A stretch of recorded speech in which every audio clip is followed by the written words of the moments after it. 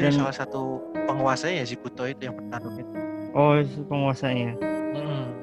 Cuman nggak terlalu aktif, maksudnya nggak terlalu mengganggu. Biasanya kalau emang sosok yang kuat atau yang menguasai daerah itu justru malah nggak pernah ganggu orang atau manusia, karena mereka tahu.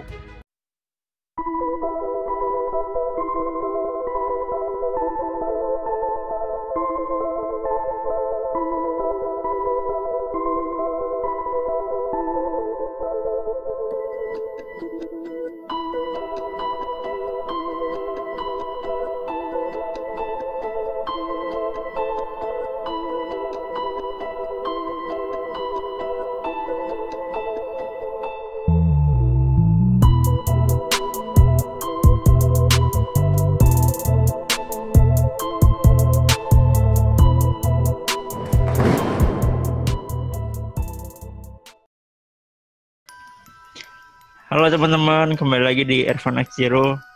Mohon maaf kita lagi sibuk banget dan baru kali ini upload lagi. Dan untuk edisi spesial kita perdana nih ya Mas. Perdana di 2021. Perdana di tahun baru. Nah, kita akan bahas sebuah urban legend yang cukup terkenal nih di kawasan di Jakarta dan sempat dibikinin film apa kayak sinetron gitu ya.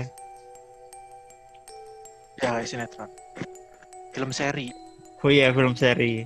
Ya mungkin anak-anak 90-an, anak-anak tahun 90-an mungkin nggak asing sama film ini ya. Pernah ngetren banget. Nah, kita akan bahas. Kita langsung saja mulai. Langsung aja kita bahas. Aku share tempatnya ya. Nah, teman-teman, ini adalah sebuah kawasan di daerah Jakarta Utara, dikenal dengan Jembatan Ancol yang udah sangat terkenal banget kisah-kisah seremnya. Nah, pasti kalau pada paham ceritanya.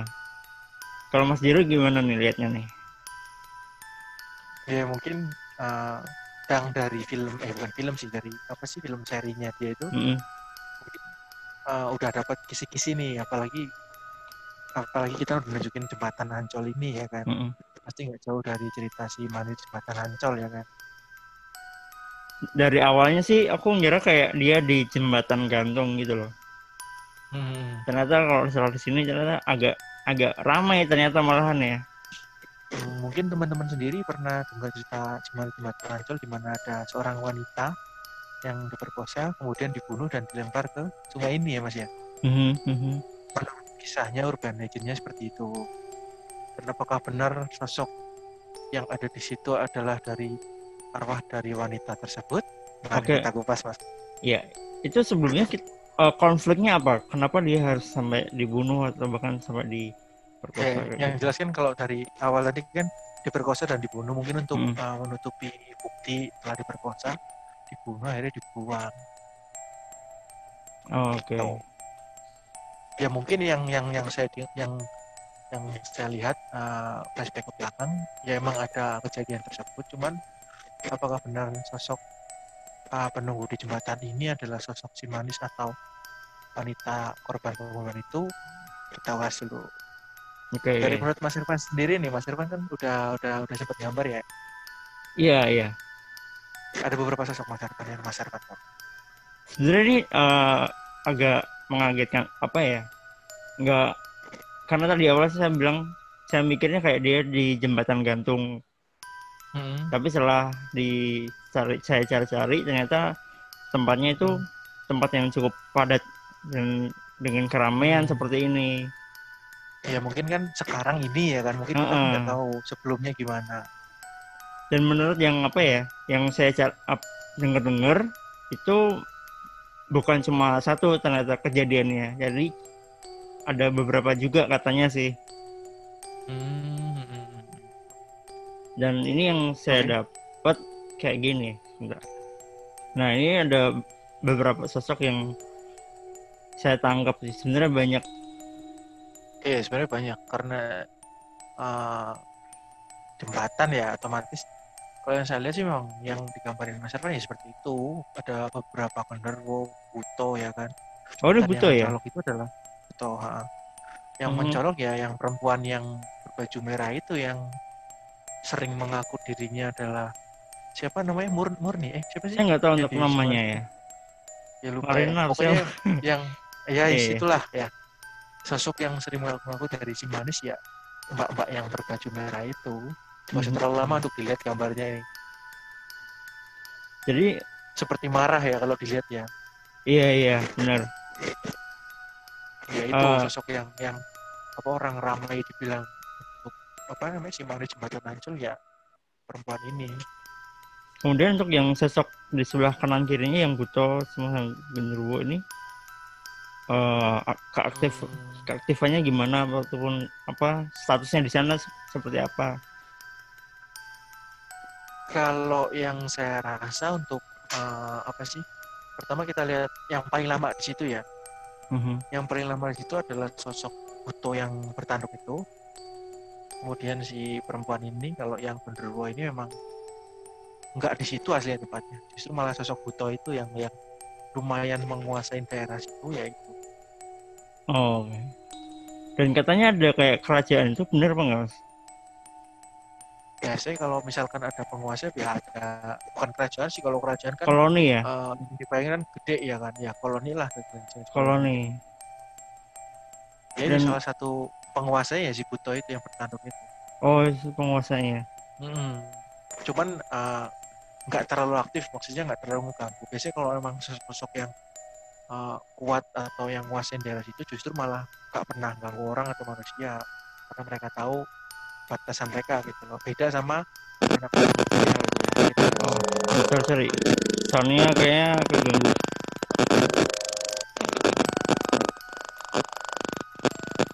Mikrofon mau Bang?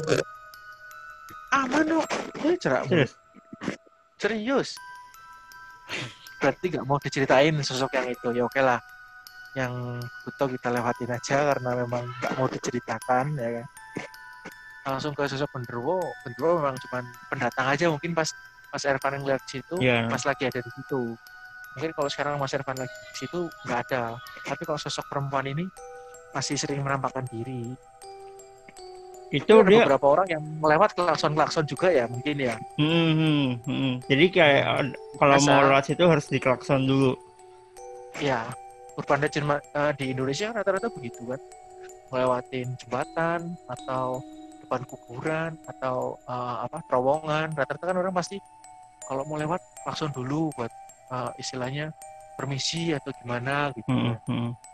Ya karena Indonesia mungkin kasih kental sama hal-hal kayak gitu ya mungkin. Nah untuk yang gadis ini, cewek ini dia ada target nggak sih untuk yang bisa ditakut-takutin atau yang diganggu kayak gitu?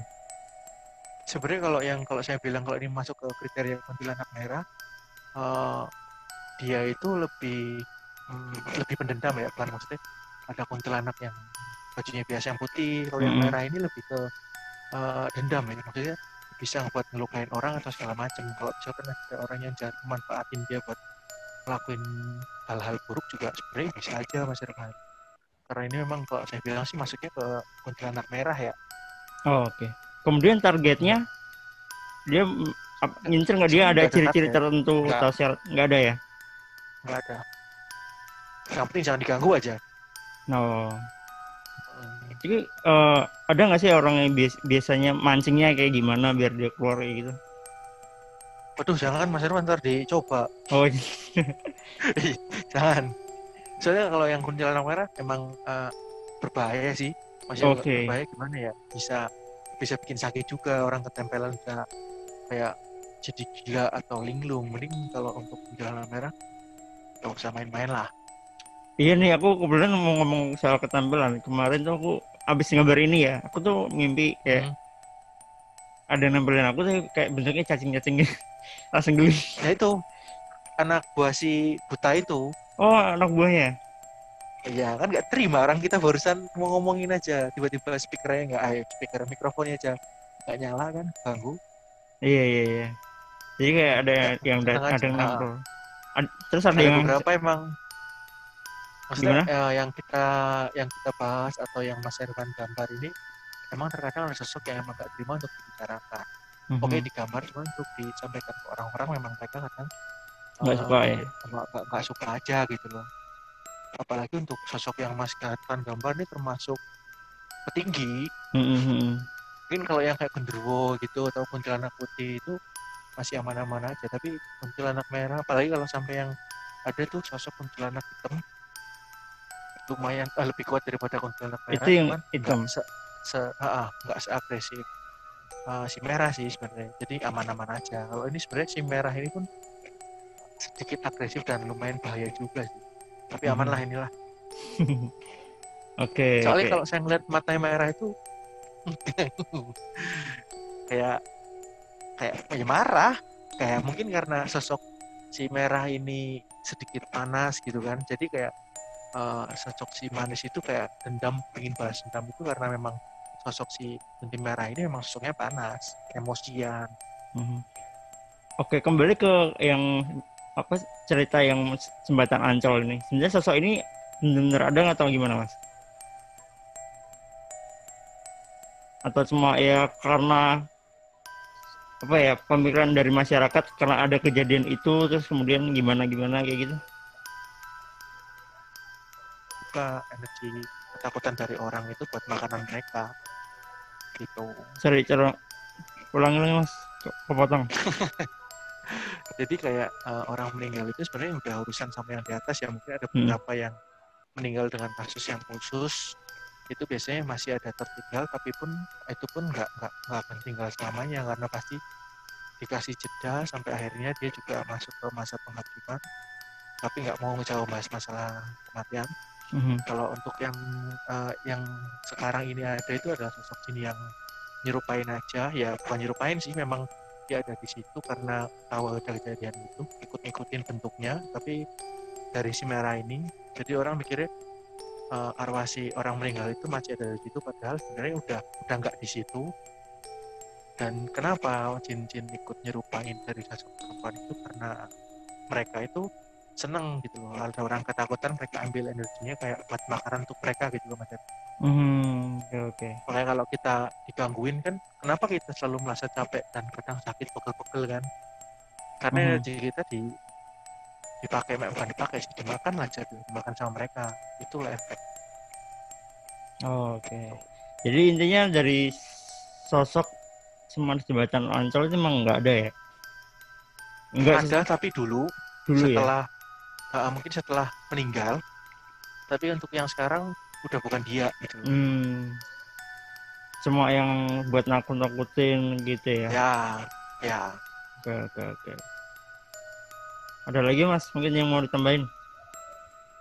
Ya mungkin buat teman-teman tunggu lagi yang selanjutnya, mungkin banyak cerita-cerita yang lebih menarik lagi dari yang ini.